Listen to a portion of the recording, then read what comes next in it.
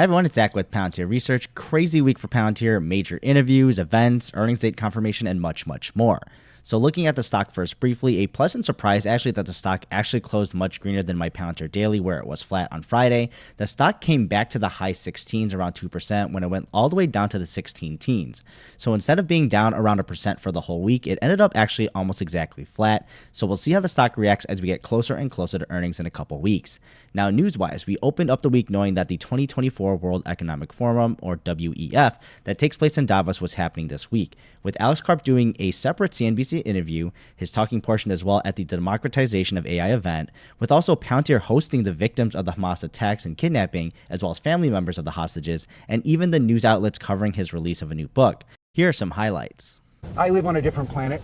Like, on the planet I live in, climate is important. Fighting bigotry of all kind is important. The most important issue of our time is war and peace. Well, we're at 84% of the top 50 startup of tech people now. This is basically pre-AIP, pre-AI. What do you think is going to happen? Like, my company is worth between 35 and 40 billion dollars. I'm pretty optimistic we're going to continue to grow and get bigger. Okay, at 60 billion dollars, you are on that list. Okay, it's very likely we'll be on that list. This is exactly wrong. You can no longer live in a world where you are not saying something that will offend, you only say things that will offend no one. Like, if you're going to defend something, you have to defend it. You also have to tell some of these tech companies, you cannot work in America and with their adversaries. And if you do, we're going to screw you. Look, Palantir, in all modesty, has been way ahead of the curve. We test everyone. You went to Harvard, we test you. You went to University of Colorado, you went to go to community college, we retest you. So at Davos, Karp spoke at the Democratization of AI event, and he covered that the United States is eating everyone's lunch on AI. And that was the common theme here. And he boldly predicts within 10 years that around 95% of the world's top tech companies, and there were other figures, of course, he pointed out, will be American because of AI. But overall, for all of his talking points among both of the interviews, so CNBC and Axios area at WEF, we don't really get anything new, outlandish, on the performance, at least from what is expected from Alex Karp. We still get a full-hearted support for Israel, as well as assisting them with Palantir's military products, and also his worldviews on how Silicon Valley, tech companies in the United States, as well as any other CEO for that matter, to start walking the talk, calling them out for all the wokeism that they preached before. But when it came to Israel, even if behind closed door with their support, they won't speak out about it in public. Now, another major point we quickly get to hear from Karp is recruitment and how Palantir tests everyone regardless of their academic institution, but also his views on the geopolitical front, pointing out China and Taiwan especially as the next probable major conflict, and I'm actually in agreement with that as well. But in the end, regardless of all these issues, it really comes down to war and peace, and that matters the most since we've gotten into this disjointed world right now with all the conflicts popping up. So I'm happy he's been outspoken with the company. Obviously, it's taking sides for a mission, and you ain't selling to both sides, honestly, so just do your best selling to the side you believe is right. Now, if you want to catch up on these interviews for CNBC, I did post the full one there uploaded by CNBC, but also additional clips that they cut off from the YouTube upload, and these were showed only on the live television portion, so you can get the complete 11 or 10-minute segment there. And then for the Democratization of AI, you can go to Jackson's channel for Palantir Vision or directly to Axios, where Karp is the first 16 minutes. Now, also at Davos, taking place at Palantir's section, but not as the speaker or anything, they hosted a talk about quantum computing from folks at IBM, NVIDIA, Meta, and Quantum Basel. So it's good to see them having an interesting talk about quantum computing because it really will be a precursor to unlock and really scale out AI with more computing power. Now, Palantir wasn't directly involved in this conversation, but rather was the backdrop here with their human to AI to human video looping with some information about their company for visitors to check out. So it's great to have them host a very relevant topic to their business and maybe just a few more eyeballs on their company too, and associating that with quantum computing. In addition, another gathering in Palantir's section was for the hostages and the family of the hostages involved in Hamas's attacks on Israel. Many speakers were there to describe the brutality of the Hamas terrorist group and bring their personal story to share in order for more action to be completed. So it's not a coincidence, of course, that this took place in Palantir's pavilion as the most outspoken supporter of Israel in the conflict.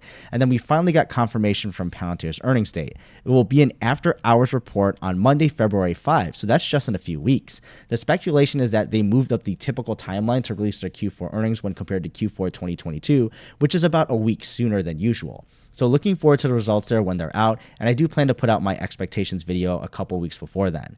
Then we had Sham Sankar doing a long 54 minutes interview with finance content creator Tom Nash. So please check that out. It's great information. They really talk about a bunch of topics there, from Skywise and a lot of details there, as well as geopolitics, Palantir's mission, and to everything with even history. I'd say overall Sham did a good job staying on point with the narrative of what Palantir is trying to accomplish, as well as the good work they've done and still are doing with the government and commercial side. And I'd say Tom also did a good job hosting too. So they go to that nice portion I was talking about for Skyways and the work and results that have actually come about from such a long-standing partnership and the effects also to the suppliers. So it's not just directly there. And then we get a nice dive into history as well, because in reality, a lot of the geopolitical tensions today and motivations of all the players on all sides can be tracked backwards through time.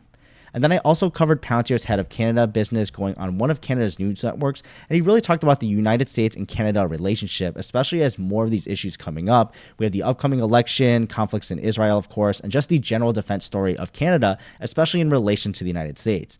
Now, there's no surprise here where he was pushing Canada up their defense spending and not wanting them to be freeloaders essentially on the United States, but we'll see if this actually produces any meaningful change to our neighbor up north in regard to the defense policy as well as spending.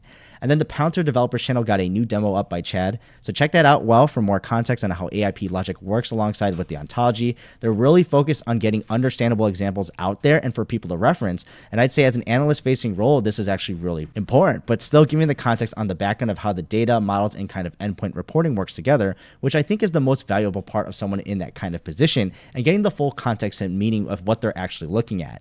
And then the Army Vantage contract coming up in some news where we get the deadline of January 19 for potential ideas on how to create a multi-vendor approach for their Vantage platform, which Palantir just won the extension for recently. Now, the reasoning for that extension seems to be that the Army couldn't come up with a way to proceed to a multi-vendor approach right now. So it's nice that they gave these stats that the current platform as it exists is still highly utilized, but still looks like they're figuring out how to loop in more vendors. But the contracting process seems to be very difficult on both ends for the budgeting, as well as being worth it to the potential vendors. Now, you can take this news as a mixed bag here, because Palantir is still running this platform and really looks like to be the infrastructure of it. And based on what we know about Palantir's products, can be the glue that really allows this vision to actually come to fruition of multi-vendor securely. But it still kind of creates the vendor lock-in situation, since it seems none of the competitors so far have gotten a real solution to do the same. Hence the 1-year extension of Palantir. So we'll see how this plays out at the end of the year, and if Palantir sees a decrease or another extension, or maybe they play a greater role in the next phase of the Army Vantage platform.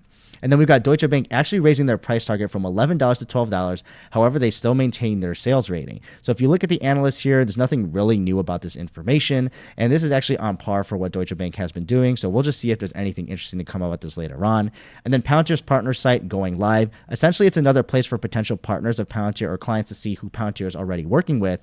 And of course, you've got the contract form here to actually make this happen if you're interested. And I pointed out too in my Palantir Daily that Chad tweeted this out and noted that there are more partners getting added to the next week, and this is at warp speed. So I think it's great overall as they increase their contact points with potential customers, but also the positive language around it. But thank you for watching, and I'll see you in the next video.